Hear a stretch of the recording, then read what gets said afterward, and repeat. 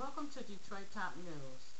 First, I want to address the audio tape that has been broadcast all over the web today. Bin Laden is taking responsibility for making the tape, and also he is saying that he is responsible for the attempt bombing of the flight over Detroit on Christmas Day.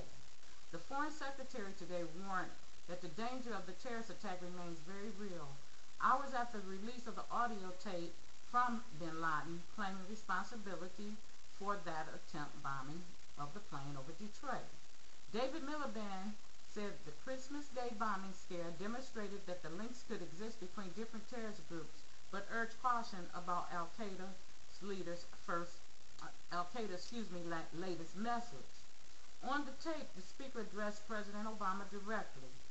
It said, "The message I want to convey to you through the plane of the hero, Abdul Mantala, affirms a previous message that the heroes of 9/11 conveyed to you. America will never dream of living in peace unless we live it in Pakistan. It is unfair that you enjoy a safe life while our brothers in Gaza suffer greatly. God willing, our raids on you will continue as long as your support to the Israeli will continue."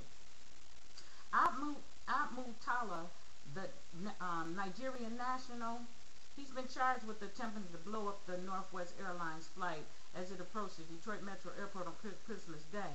The bomb hidden in his underwear failed to explode, and Abdul Mantala told the U.S. investigators afterwards that he had been trained by Al-Qaeda operatives in Yemen. Yemen has launched a series of airstrikes targeting Al-Qaeda leaders since the Detroit incident and has claimed to have killed several senior figures there. And those claims is something Al-Qaeda has denied. The U.S. has been supplying military equipment, intelligence, and training to Yemen. Al-Qaeda in the Arabian Peninsula originally took credit for the Detroit incident, but in the latest tape, it is Bin Laden who is claiming primary responsibility. There is no way of confirming the authenticity of the tape, but it resembles previous recordings attributed to the Al-Qaeda leader, who is believed to be somewhere in the Afghanistan-Pakistan border region. An Israeli foreign minister spokesman, David Andy, dismissed Bin Laden's attempt to link Israel with attacks on the U.S. And he said, "This is nothing new. He has said this before. Terrorists always look for absurd excuses for their despicable deeds." The last public message from Bin Laden appears to have been on September 26th, when he demanded that European countries pull their troops out of Afghanistan. The audio tape also warned of retaliation against countries allied with the United States in war. My question is, no matter who's responsible for this, we have all been on edge ever since the 9/11 bombing. And now Al-Qaeda is talking about they're training women. Some of the women supposedly look just like Americans. I mean, we all try to target Muslim groups and different things because of their garb, things that they wear. But Abdul Mantala, he looks just like one of the ordinary Americans, and it goes to show how they can just get in and pretty much they've been doing what they want. Yes, we have security things in place, and we all want to be safe, but how safe are we? You know, a couple years ago, I don't know if people remember, but in Dearborn, Michigan, at Oakwood Hospital, Maine, there was women there, and they had babies. So the babies were born American, but immediately after they had the babies, they left the country.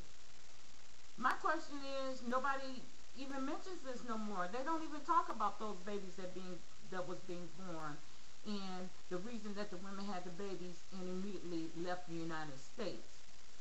And if you think about it, those babies are United States citizens, and they could be easily trained to be terrorists, and they could come back into the United States freely, because who's going to question a citizen?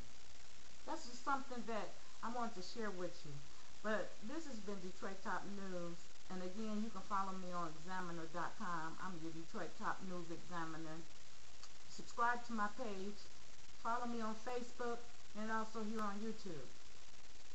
Until then, bye.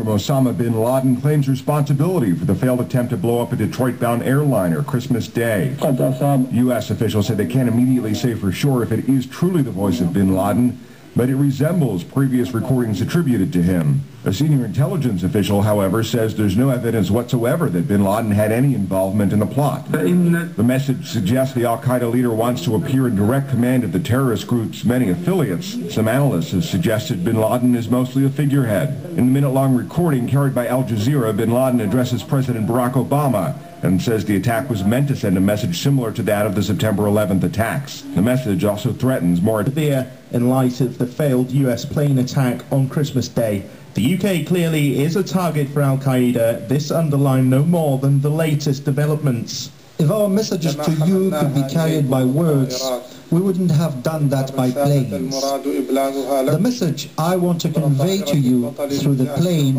of the hero Umar al-Faruq reaffirms a previous message that the heroes of 9/11 conveyed to you, and it was repeated frequently.